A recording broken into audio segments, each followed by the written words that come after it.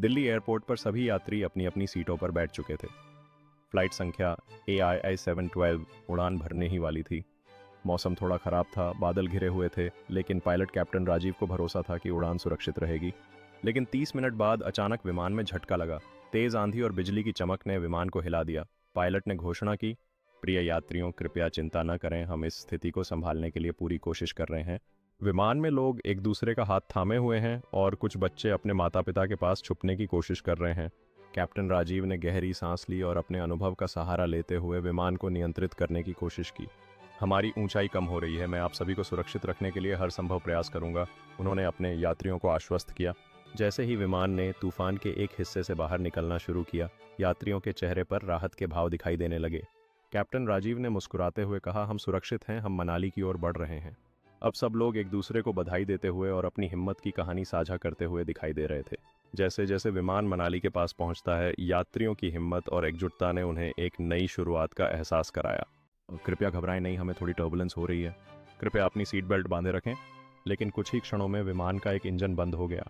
Alarm बजने लगे, हवा में तेज झटके लगे और यात्री घबरा गए। फ्लाइट अटेंडेंट भी घबराए हुए थे, लेकिन मुस्कान छुपाकर लोगों को शांत करा रहे थे। कहानी का मोड़ फ्लाइट में एक 12 साल की बच्ची सिया भी सफ़र कर रही थी, जो अपनी माँ के साथ जा रही थी। माँ बहुत डर गई थी, लेकिन सिया ने उसका हाथ पकड़ा और कहा, मम्मा डरिए मत, हम बच जाएंगे, भगवान हमारे साथ हैं। सिया की हिम्मत ने आसपास के यात्रियों का हौसला बढ़ाया। इधर कैप्टन राजीव ने तय किया कि वह विमान को नज़दीकी पहाड़ी मैदान पर इमरजेंसी लैंडिंग कराने की कोशिश करेगा। सबकी सांसें रुकी हुई थीं। आखिरकार पायलट ने एक बर्फ से ढके मैदान पर कठिन परिश्रम के बाद विमान को नीचे उतार दिया। विमान का अगला हिस्सा थोड़ा क्षतिग्रस्त हुआ, लेकिन सभी यात्री सुरक्षित रहे। कुछ ही समय में स्थानीय गांव के लोग और सेना की टीम वहां पहुंची और सबको सुरक्षित बाहर निकाला गया। पायलट कैप्टन राजीव और बच्ची सिया की हिम्मत को सबने सराहा। इस घटना के बाद सिया को नन्ही शेरनी कहा जाने लगा और कैप्टन राजीव को वीरता के लिए राष्ट्रीय पुरस्कार मिला। मुसीबत चाहे जितनी भी बड़ी क्यों न हो, अगर हिम्मत और एकता हो तो उससे बाहर निकला जा सकता है। ये घटना गांव के बच्चों के लिए प्रेरणा बन गई, जो सिया की बहादुरी से प्रेरित होकर एक दूसरे के साथ खेलते और मिलकर बड़े सपने देखते हैं। सिया और कैप्टन राजीव की बहादुरी ने बच्चों में न केवल साहस भरा, बल्कि उन्हें यह भी सिखाया कि एकता में कितनी शक्ति होती है। गांव में एक उत्सव मनाया गया, जिसमें लोगों ने एकता और साहस की भावना का जश्न मनाया और सिया ने बच्चों के साथ मिलकर खुशी से नृत्य किया।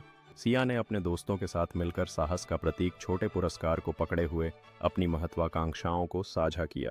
कैप्टन राजीव ने गांव वालों से मिलकर बचाव अभियान के अनुभव साझा किए और सभी को एकता में रहने के लिए प्रोत्साहित किया। एक शांत शाम में सिया और कैप्टन राजीव एक बेंच पर बैठे हुए अपने भविष्य के सपनों पर चर्चा कर रहे थे। रात में गांव वाले आग के चारों ओर जुटकर साहस और सहनशीलता की कहानियां सुनाते हैं, जिसमें सिया और कैप्टन राजीव सम्मानित मेहमान होते हैं।